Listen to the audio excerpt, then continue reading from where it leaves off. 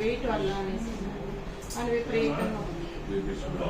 Sugar ఉంది, control తినక ముందు 130, తిన్నాక 150. అంటే ఇప్పుడు ఒక 2 months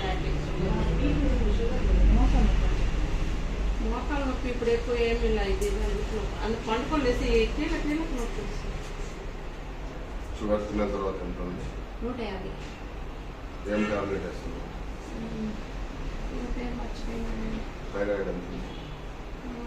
థైరాయిడ్ నార్మల్. ఏ టాబ్లెట్ వేస్తుంది?